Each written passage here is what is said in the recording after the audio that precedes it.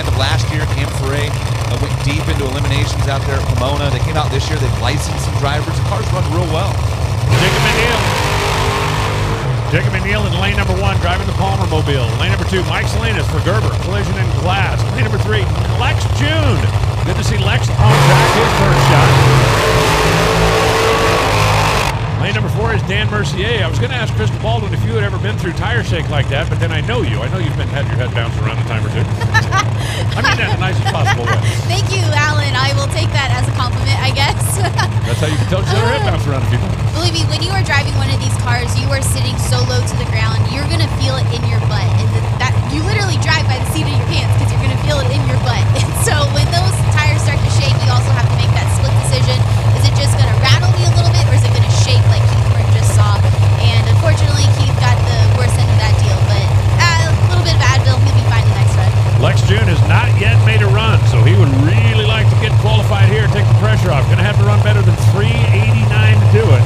And for Lex, that'd be a pretty good run out of that never quit machine. They looked at conditions yesterday, looked at everything, and said, we need the extra time. Let's prepare. Let's get ready. His wife, Gerda, is the crew chief on that car.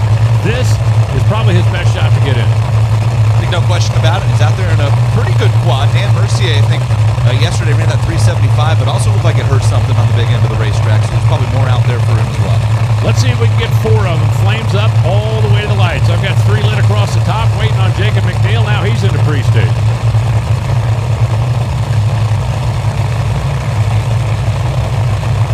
We're ready.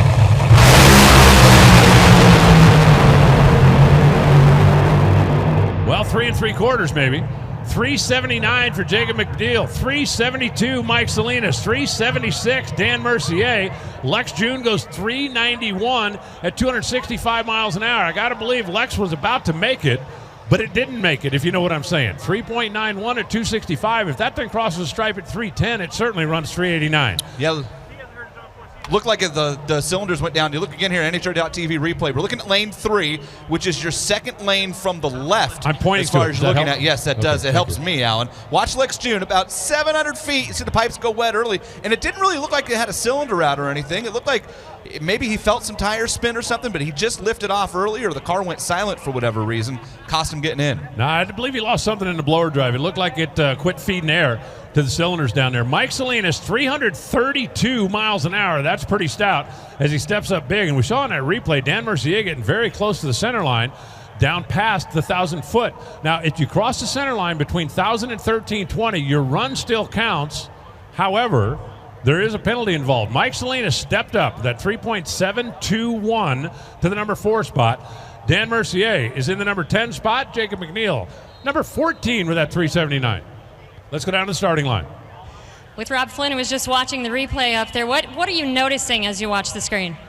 Well, the last one, the car went over to the left, and this time it goes to the right, so I'm really not sure what's going on there. I mean, it's going straight, and then it just makes a turn. So, fortunately, it got down the racetrack, and we can come back the next run and try and fix it.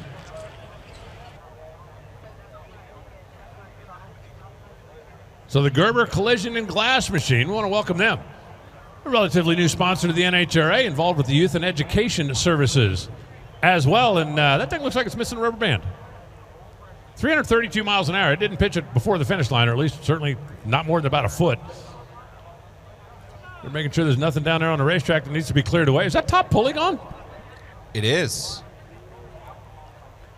Let's take another look at this. Up on the replay, that thing broke the snout, broke the drive off the blower, and pitched the pulley off of it. I think we're going to be able to see it on the replay. Let's take another look.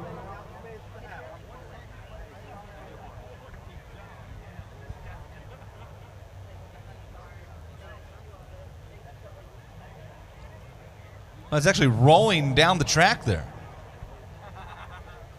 That's twice in about an hour we've had a pretty unusual breakage that was supercharger related. You don't really see these cars blow the snout off like that. Remember back in Pro Mod, we had Marcus Burke come out there and throw the entire impeller out of the Pro Charger, one whole piece. I think he was running without it. I think he was running naturally aspirated. That Got whole it. thing was just a fake.